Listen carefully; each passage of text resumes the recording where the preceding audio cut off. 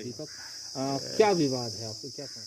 मेरी ज़मीन पे जो खसरा नंबर 191 पर लगे थे, मेरे पिताजी के नाम से दर्ज है जो भूमि राजस्व रिकॉर्ड में केहरी पटेल के नाम से, उस पर 3 बबूल के पेड़ लगे थे जो उन लोगों ने काट लिए थे। उसमें उन पर चोरी का मामला दर्ज हुआ था 379 का। तो 6 लोगों की जमानत हो गई थी, पर आज भी लक्ष्मण यादव फरार चल रहा है। तो उसमें पुलिस कुछ नहीं कर रही, उसको नहीं पकड़ रही, और वो आता है, मतलब भागता रहता है, घूमता रहता है, कुछ नहीं कर रहे, उसको नहीं पकड़ रहे वो लोग। इसके पश्चात मेरे पिताजी ने उसमें गेहूं की फसल बोई थी, और इस साल उन्होंने 2020 में फिर काट ली वो फसल, कोर्ट का आर्डर होने के बावजूद भी काट ली। और इसके बाद फिर से उन पर 379 का मामला दर्ज होगा। इसके बाद भी पुलिस वाले आज भी मामला दर्ज नहीं कर रहे। कोर्ट का क्या आदेश हुआ था? कोर्ट का आदेश मेरे पक्ष में हुआ था। आप बताइए। मैं अपने पक्षकार केहरी पटेल की ओर से उसकी जो विवादित भूमि है ग्राम थाना की खसरा नंबर 191 रकबा 1.460 हेक्टेयर, उसके संबंध में मैंने उसके पूरे प्रकरण की पैरवी की है। विवाद ये था कि अनावेदक गण जो लक्ष्मण यादव वगैरह हैं वो इनके पोजीशन में इंटरफेयर करने का प्रयास कर रही थी।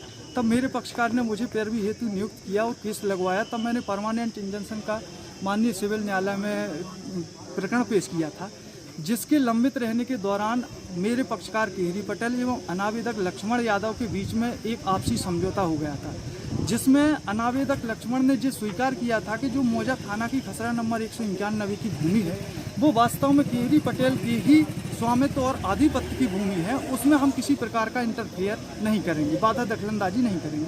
तब दोनों की सहमति के आधार पर सिविल न्यायालय द्वारा हमारे पक्षकार केहरी पटेल के पक्ष में डिग्री पारित की गई थी और अनावेदक को रोका गया था कि आप इनकी जो विवादित भूमि है खसरा नंबर 191 की, इस वाली भूमि में किसी प्रकार का हस्तक्षेप नहीं करेंगे।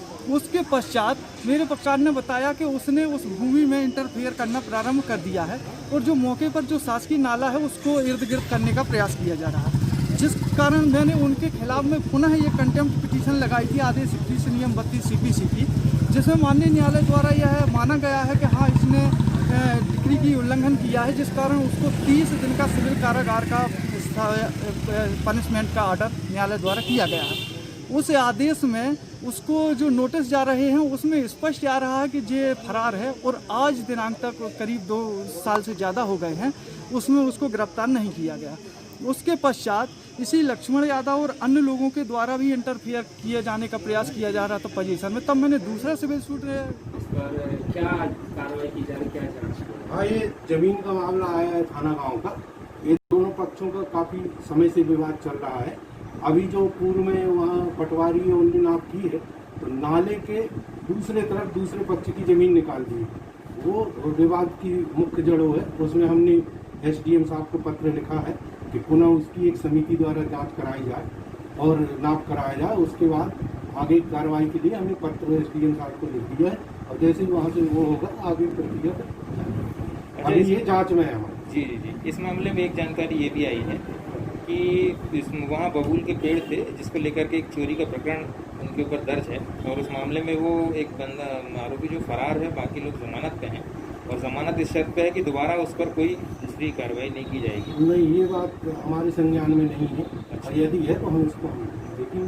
जी जी जी। और इस मामले में जो है फसल के मामले में भी ये न्यायालय का आदेश जहाँ तक हमारी जानकारी में आया है कि न्यायालय ने कहा था कि फसल को जो है सरकारी सर्वेयर के उसमें काटा जाएगा जब उसमें, हाँ, और उसके बाद फिर फसल जो है वो पुलिस टीम के पहुंचने के पहले ही कट गई, ऐसी जानकारी है। वहाँ हमें जब ये जांच हुई है, जी जी, जब पत्र मिला है वहाँ से, उस समय वहाँ न कोई फसल पाई गई है। वहाँ जांचकर्ता अधिकारी हमारा गया था, न कोई फसल मिली है। जब फसल ही नहीं मिली तो आगे फिर किए कहाँ? तो मतलब फसल चोरी का प्रकरण उसमें नहीं बना है? नहीं। जी जी।